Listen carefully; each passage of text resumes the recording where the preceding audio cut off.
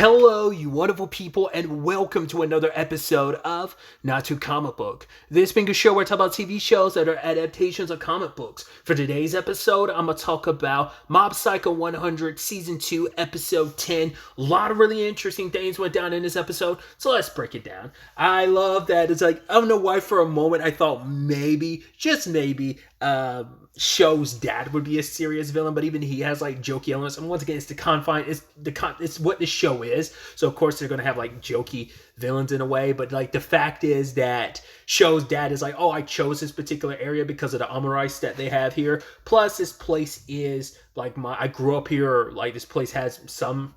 Like he's like, I lived here and I just wanted to see if I could just like destroy a place I had some kind of connection to. And he's seen the city getting destroyed, it's getting leveled, the army that's coming after them. He has his foot soldiers who are out there. He says like, basically they've up to the point that they're not too far behind the scars, you know, so, which is interesting because even one of them was asking like how he made that. Because like a lot of them aren't natural born espers, they're manufactured espers.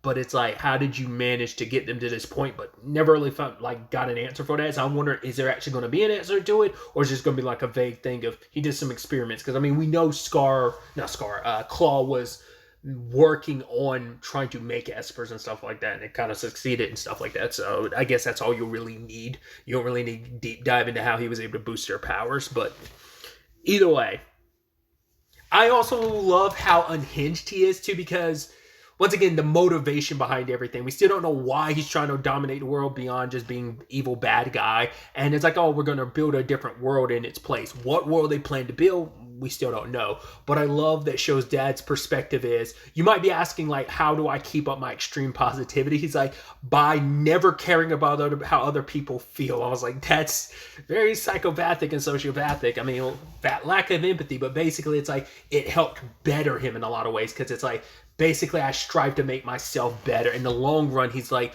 the reason why I can make this world domination thing happen, like, even if all of you pass away and I have to handle it on my own, I trust in myself that much. Because it's like, this world domination thing's going to happen because I'm basically making it, self-actualizing it in regards of, like, it's already mine. So it's kind of like, oh, I mean, outside of the context of what he's like the context of like he's trying to do this for world domination, that is a nice positive mindset of like, hey, focus on what you want in your mind and make it so that it's already yours, that like all you got to do is go out there and grab it type of thing. I don't know, it's just interesting. Like I said, it'd be very uplifting and positive if it was other different circumstances. But yeah, in the aftermath of like the city getting a little destroyed, the army getting pushed back, we have our heroes trying to figure out what they're going to do, because it's like, wow, there's a lot of power. How do we counter that?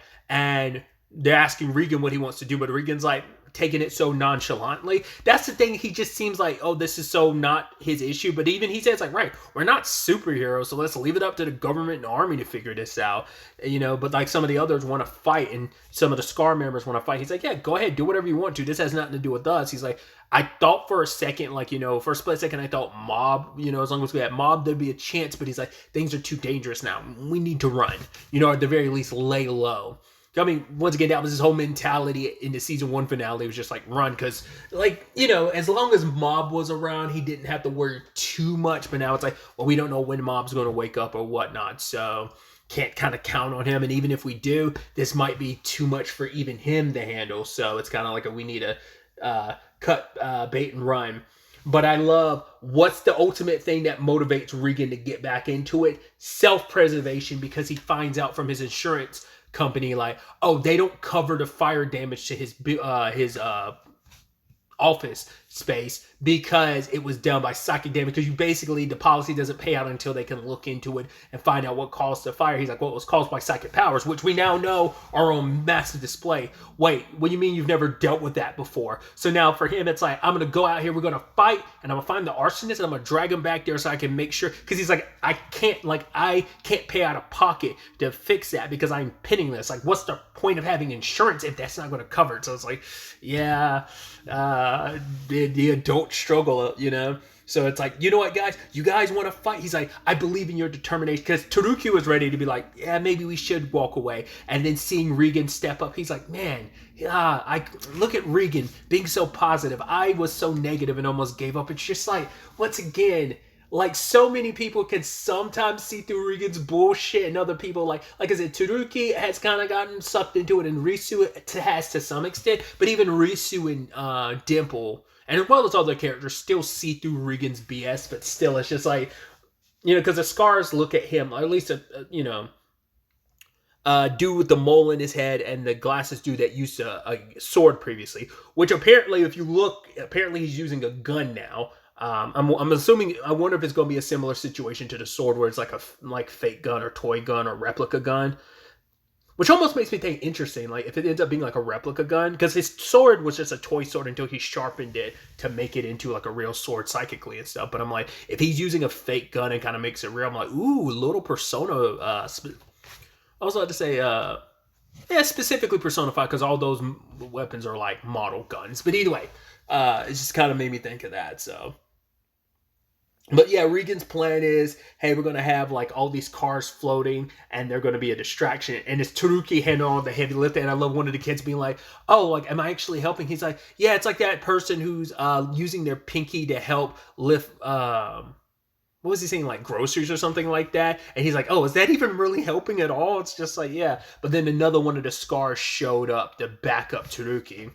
Wow, like the main force of the Scars along with, I believe it's only I think the girl from the group of kids, I think she's leading them because she's pointing them in the right direction. But sadly, they end up running into Teleporter Dude. So, that obviously, that whole squad's going to get washed. Even all of them together is not going to stand a chance.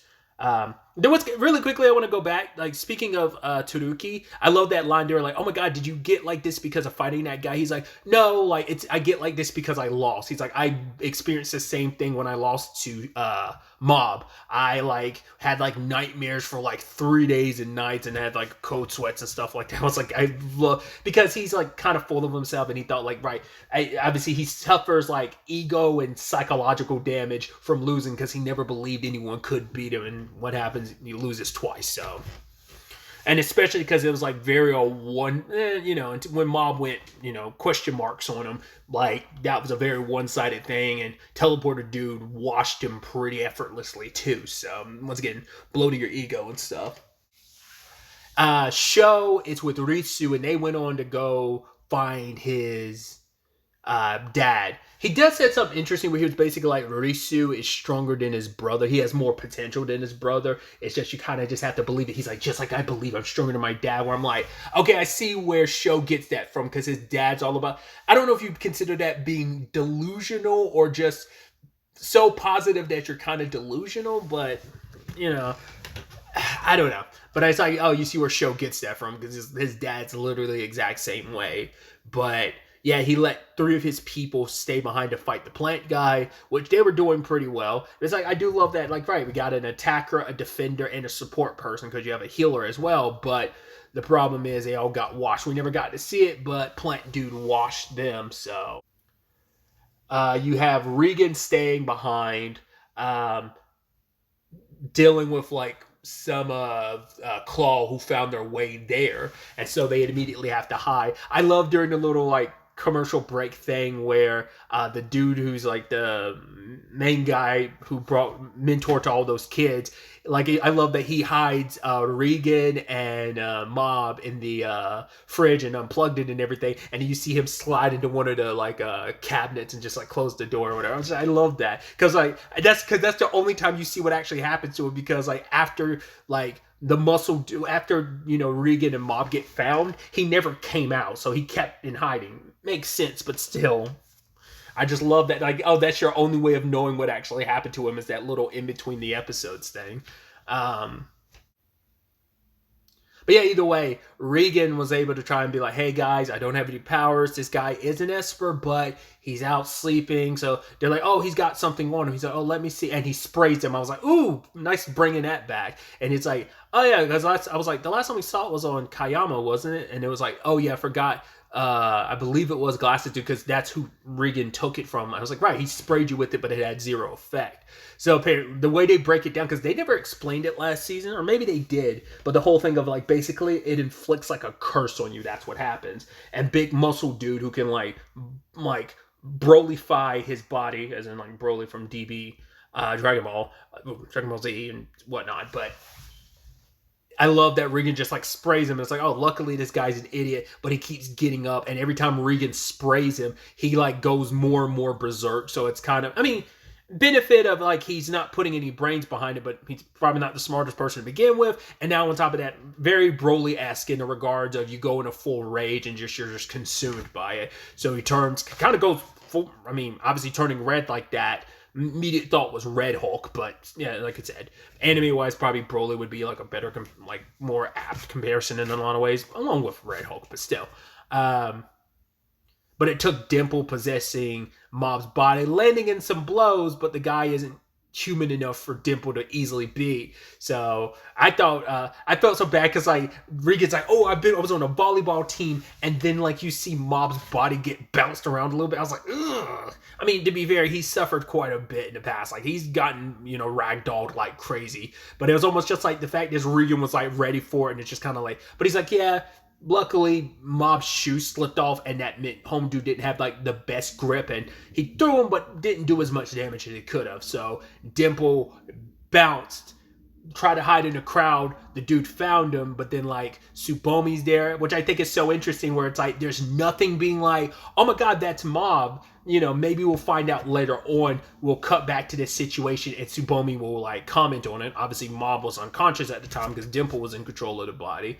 But gets sent flying, and who does he fall into? The arms of the Body Improvement Club. I love that we cut back and forth between them. Like the Body Improvement Club is doing their thing training, but it's like, oh, you can't go in this area with everything going on, so they have to choose a different route. We catch up with the Telepathy Club. They're just like watching the news, and then one member comes over. He's like, oh my god, you guys, look at this super rare thing I got. And Tomei's like, did you just spend money on that? And it's just like, that's it. I was like, well, we saw how the Body Improvement Club came into play, but yeah, they catch Mob, and they're like, oh, you're the one that tossed Mob, and it's like, yo, we're not gonna let you hurt him no matter what. It's like time and time again, the Body Improvement Club, like, I mean, obviously they're good guys in general, but they definitely look after their own, and Shigeo Mob is one of them, and, they're defending him, and I was like, poor Musashi kind of got immediately knocked out, but the others try to hold back that one guy's punch, but it was like one arm, he was able to take them all down. That very powerful moment where like Musashi gets on top of Mob, and he's like, no, I'm not gonna let you step on his head. Like the fact is, Mob was always there behind us. Like no matter how far we were going, he would never give up, and he'd always be trailing behind us, but he's like that determination. So because of that, I'm gonna see this through. I'm gonna protect. I was like, look at you. And I was just like, but you're kind of worried. Like, I was like, hopefully your body doesn't explode from this situation. But then Dimple takes over his body and kind of amplifies his body. It's like, I'm able to push your body to its natural limit. So now it's like, what your body's like with your hard work and everything, I'm going to push all your muscles to 100%. And he beats the guy. He's like, right, muscles created by psychic powers enhancement will never be able to beat muscles created by day in and day out training. I was like, yeah, artificial versus real. I was like, oh, that's such a beautiful thing, and making it Musashi be the one that do it. So I was like, yeah. I was like, yeah. And then the rest of the club is so proud of him for doing it. And like, oh my god, that's our captain. Like, that was so badass. And then Home Dude wakes up. But luckily, so does Mob, and he immediately takes the guy down. So Mob goes off on his own to, after, Dimple's explaining everything that's kind of going down while he's like, oh, I guess I was asleep. I was like, just so matter of fact of it, but it's like, hey, he's back into the Freya thing. So once again, Sho had his reasons for doing everything in episode 8 / the beginning of 9 with the fire and everything, just to motivate Mob. But it's like, what is Mob's motivation of like, well, his friends are in danger, so that's enough motivation in itself. But it's like, yeah, this could lead to trouble. So it's like, yeah, because he still doesn't know where his family is. He's hopeful and believing his master when he's like, yo, everyone, your family's most likely okay, but he doesn't know that for a fact. So all that's probably motivation enough. Oh yeah, one more bit I've completely forgot about was when we were talking about Show's dad. That whole thing where he's talking to the umbrella dude. He's like, "Okay, let me," and he's the one that he was explaining his positivity to, and he's like, "Yeah, you could be just like me." And the guy's like, "Oh, I can be a company executive." And then the teleport dude's like, "This guy continues to misunderstand this situation because this isn't a company. It's not. It's basically a cult."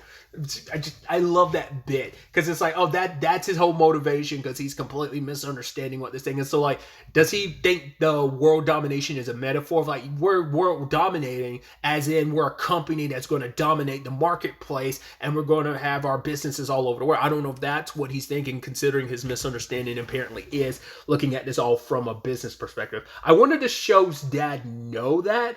Or does he? I mean, to be fair, he made it clear he doesn't care about people's feelings, so he probably doesn't care about home dude's misunderstandings. Like, well, as long as you're loyal to me, I don't give a shit if you misunderstand this. I just thought that was a funny bit that I was like, oh yeah, cannot forget to talk about that. But yeah, it's going to be interesting to see now that Mob has kind of stepped on the field, how this all plays out. We've got three episodes left. I wonder, did I say 3 episodes last episode or did I say 4? I don't remember. I think I said 4 last episode, but I might have said 3. Either way, 3 episodes this time. If I misspoke last time, but yeah, 3 episodes left of the season. It's going to be interesting to see how this all plays out, where this ultimately ends up taking us going forward into the next episode. But really, that's all I want to talk about. Until the next time we meet, be happy, be safe, live life to the fullest, and enjoy it. Good day and goodbye.